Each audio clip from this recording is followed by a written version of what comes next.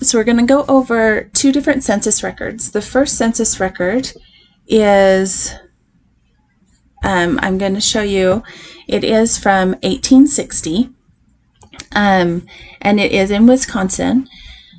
And this does have one of my family members in it, but we're not going to really talk about them. So I mostly just want to show you what is in a census record and why it's so important as somebody trying to do family history, why it's so important to look at them and not just see what has been indexed or digitized and typed out. So the first two columns, you can basically ignore those. The first column is basically, on most census records, this is normal. It's the house number, and then in order of the visitation. The second one is how many families have been numbered. So those are more for the census people, okay? When we get to column 3, it starts to give us the information that we need. So you can see here, this one we are looking at is William Miller, and then his family right here.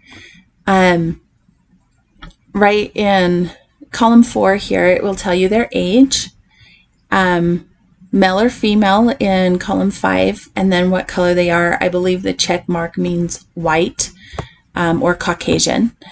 I'm looking to see if that's any different further down the line, and it's not. So I believe it just, the check mark, at least for this census, means white or Caucasian. The nice thing about census records, a lot of times they will give you the occupation of that person, which is right here. So this person here is a painter. So that's kind of interesting. A lot of times that when people are digitizing these and typing them out, a lot of times it will just ask for the first name, the last name, their age, their birthday, that type of thing, and it leaves out the occupation. So that's kind of fun to see what your family is. The next ones is the value of their real estate or their personal estate. So that's kind of interesting as well. And then you get into where they were born, if they were married within the year. Number 12 tells you if they attended school within the last year. So this person right down here, this Ella, okay, she has attended school, so as you can see, and it will also tell you anybody over the age of 20 years who can't read or write. So if any of those are marked, it tells you if they can read or write. This last column here is if they have some kind of disability in the family. And it doesn't look like anybody on this census record has that, so that's good. Again, this census record, it's small. It doesn't offer a lot of information. It is back from 1860. So let's go ahead and let's look at one that is a little bit longer. And as you can see, this one has a whole lot more information. This is from 1920 in Idaho. It's an Idaho census record. And I will zoom into it so that we can see a little bit more. Okay, again, the first couple of sections is mostly just for the census takers. And then again, we get into the name. The line through it here gives, it just basically says it's the last name of the person. So there's James Fielding and everybody in his family.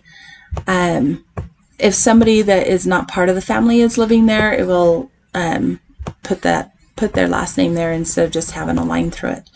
The nice thing about these later records is it does tell you the relationship to each person.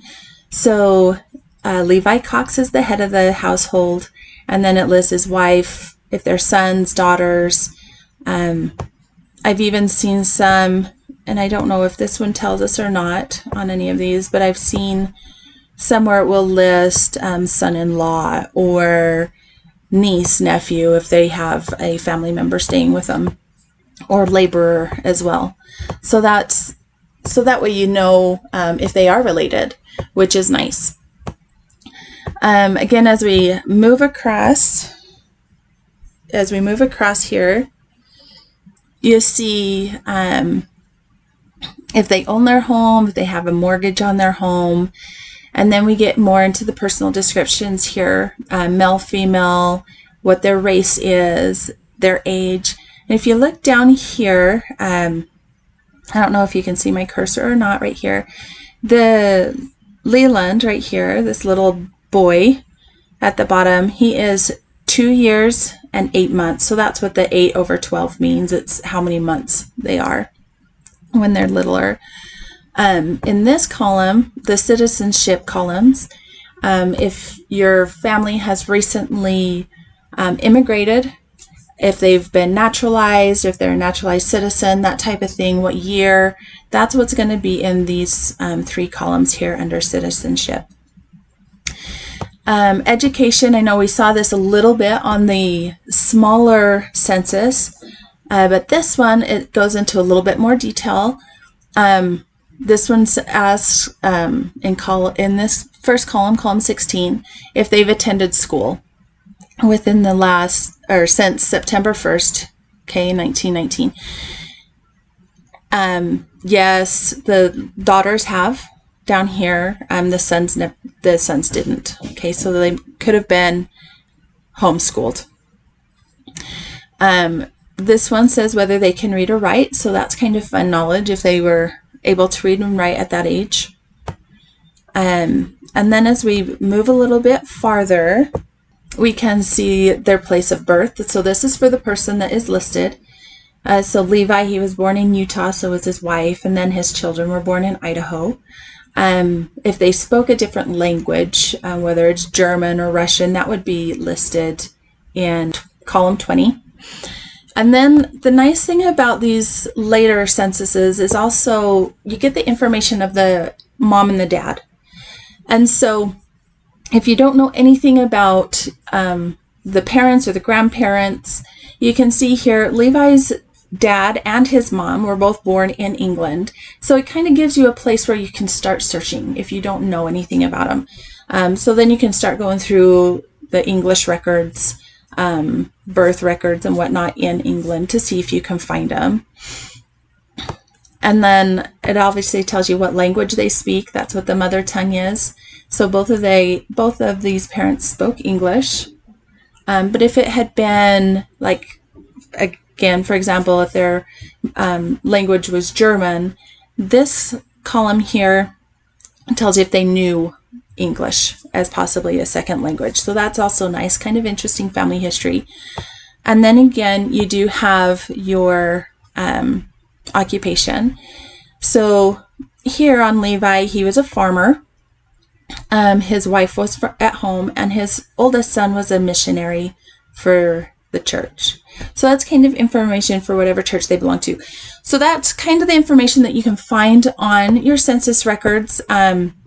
The earlier they are, the older they are, in general, you get less information. And then the newer ones, you get more. You can find out more information about those parents and about your family. And then you can also get some hints and some clues on where to search for their parents if you need that information.